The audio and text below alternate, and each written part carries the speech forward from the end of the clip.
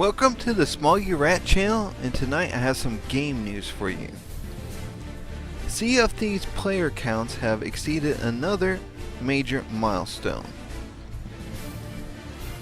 Sea of Thieves player counts have surpassed 5 million alongside the launch of the game's latest expansion that spreads across both Xbox One and PC and represents an impressive milestone for Rare's pirate adventure.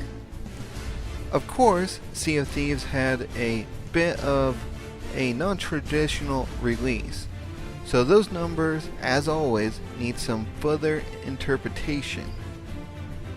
The game launched both on its own and as part of Microsoft Xbox Game Pass service, a $10 monthly subscription that gives unlimited access to a catalog of roughly 100 titles.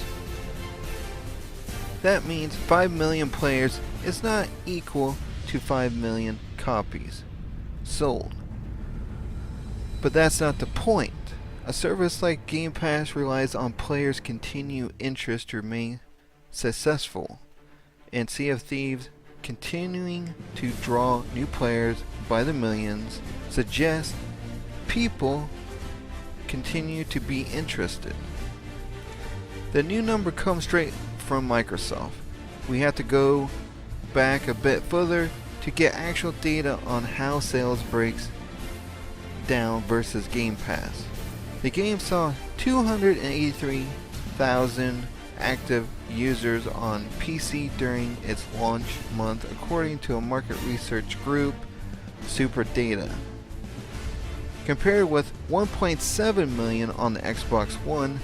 However, they say more than half of those users got the game through a free trial of Game Pass. Yet, Sea of Thieves has sold well. Rare producer Joe Negate said at E3, "We bet all of our sales number that we had planned. On day one, they met targets they hadn't expected to reach until the end of June."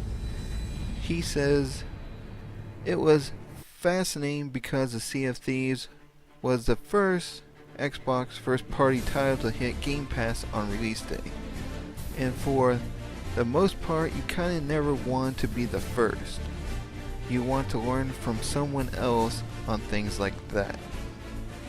Negate tells US Gamer that he ascribes the game's success in part to Game Pass, but they owe more to streamers and content creators whose interest in the game.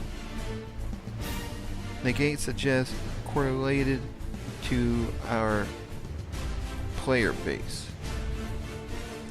Xbox chief Phil Spencer mentioned the success of Game Pass titles in a different interview, telling Giant Bomb that both Sea of Thieves and State of Decay 2, the two new titles to launch day one on the service, both outdid expectations. NPD reports that it was the second best selling game of March, behind Far Cry 5. With those numbers including both digital and physical sales. On top of that, it's now Rare's fastest selling game since NPD started tracking beginning in 1995, beating out everything from GoldenEye and Perfect Dark to modern classics like Viva Pinta and Banjo-Kazooie.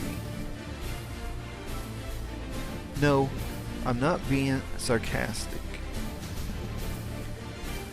If you're one of the 5 million, today's a big day. The latest Sea of Thieves update brings the new Brigantine ship and adds a formal alliance feature. And of course, the Cursed Sail campaign brings all sorts of more dastardly elements to the game. Well, that's all I have for you today. on the Sea of Thieves. What do you think about the new expansion? I'd be curious to see what people's comments are on that. So until next time, don't forget to like, subscribe, and comment. I would really appreciate it. Until next time, this is Smoggy Rat.